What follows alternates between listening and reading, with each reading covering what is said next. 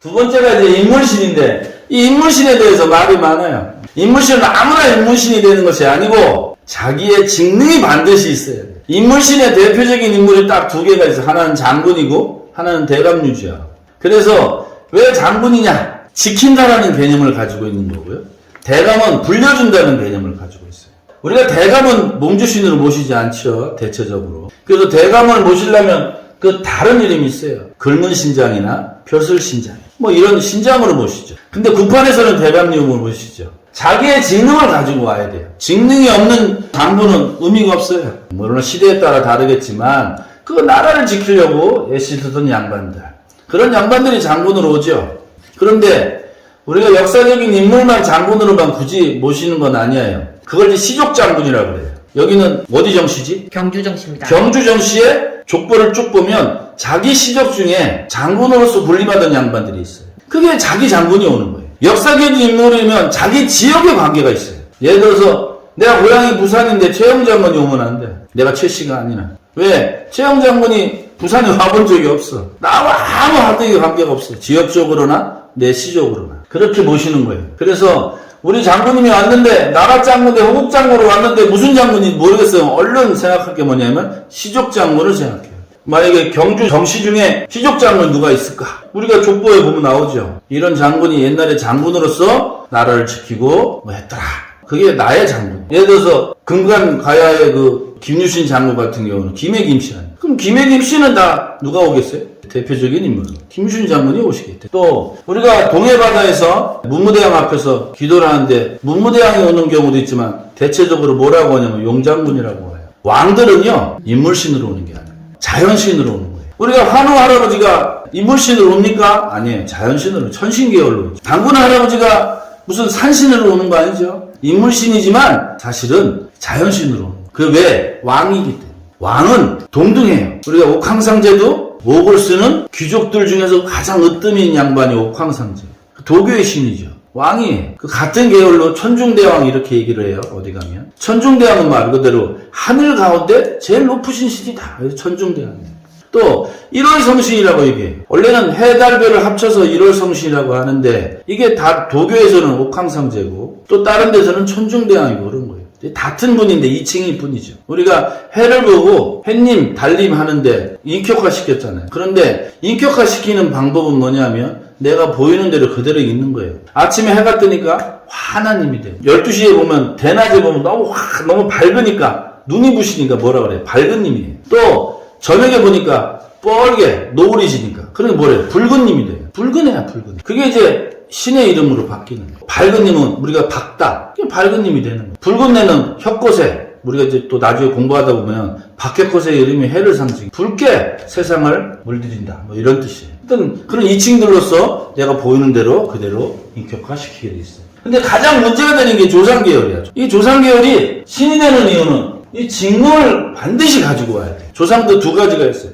단순한 조상이냐, 조상영이라고 하고, 신격화돼서, 인격화돼서 신으로 오면 조상 신으로 자정을 하는데, 이 조상은요, 신으로 따지면 신장 또는 대신으로만 앉아요. 장군이 될 수 없어요. 산신이 될 수 없어요. 아니, 생각해봐요. 내 조상인데 어떻게 산신이 돼? 내 조상인데 뭐 아무것도 아는 양반인데, 그 장군으로 온다고. 그런데 특이한 경우, 우리 할아버지가 살아생전에 육군 장군이었어. 그러면 장군으로 오시겠지. 내가 살아생전에 많은 부하 장수들을 데리고 살았어. 그죠? 그런 양반들은. 죽으면 뭐가 돼? 장군으로 옵니다. 그런 경우를 제외하고는 장군으로 올 수 없어요. 그런 장군보다 자기 윗대 조상들 중에 시족 조상으로 장군을 찾는 게 더 빠르다 이 말이에요. 그래서 내 조상들은 어떠어떠한 신자, 어떠어떠한 대신으로 오는데 직능이 없으면 뭐가 돼요? 조상 귀신으로 오는 거예요. 직능이 있으면 신으로 자정하면 끝나. 그런데 이게 조상 귀니까 직능이 없다 보니까 귀신이니까 매일 뭐 올 때마다 옷도 새로 입혀주고 원하는 게 뭐냐? 그래서 잘 어르고 달래서 먹여서 놀려서 보내잖아. 왜? 경애하고 신성시할 이유가 없기 때문에. 신성시가 되려면 이런 인격화가 되고 신성화 단계를 거쳐야 되는데 조상은 다 직능신으로 오기 때문에 직능은 있어야 되는데 직능이 없어. 예를 들어서 우리 할아버지가 옛날에 맨 술만 드시고 폭력 행사하고 정말 가게에 도움 안 되는 양반인데 죽었어. 근데 신으로 올 수 있나? 죽기 전에는 그렇게 술만 먹고 했는데 젊었을 때 업적이 조금 있어. 맞아요. 그럴 수 있어. 기본적인 대체적인 얘기는 그런 조상은 조상 신으로 올 수 없어요. 조상 계열은 반드시 뭘 획득해야 된다? 직능을 획득해야 돼. 그런데 직능을 획득하는 방법이 있어요. 생전에 특정한 일을 하셨어요.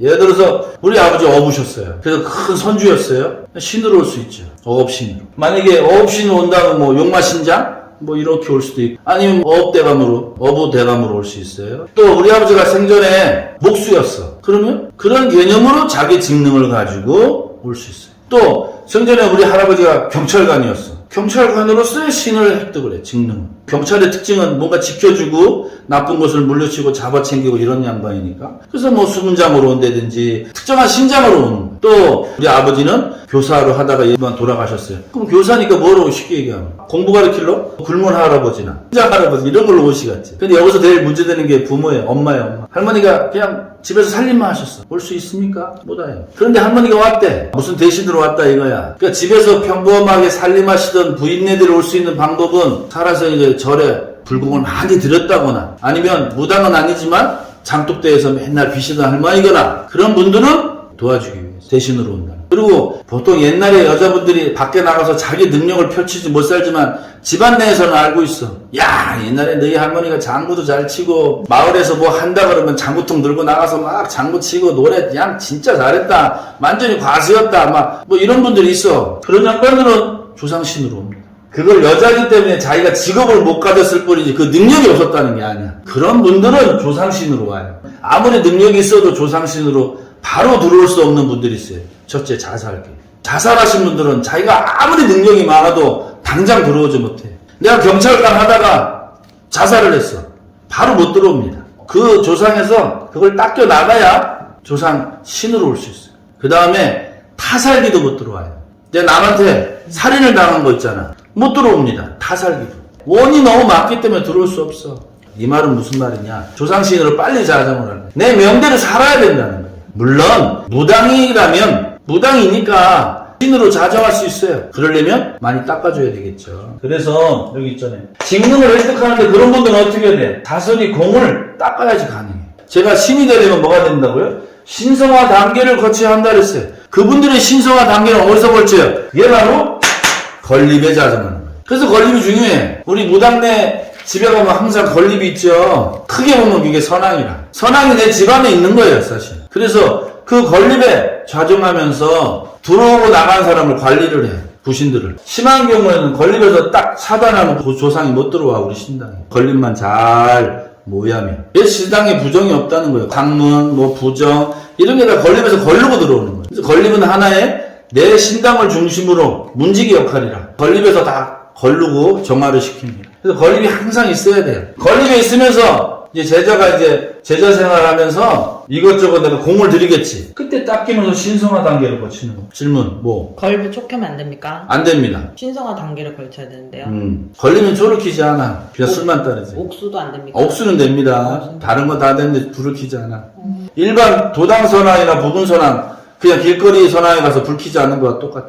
우리가 지나가다가 고개 선왕에 돌탑 쌓아놓잖아. 그게 선왕이잖아, 그치? 그거다 음식 올려도 아무 상관없어. 다 올려 초 켜지 않아.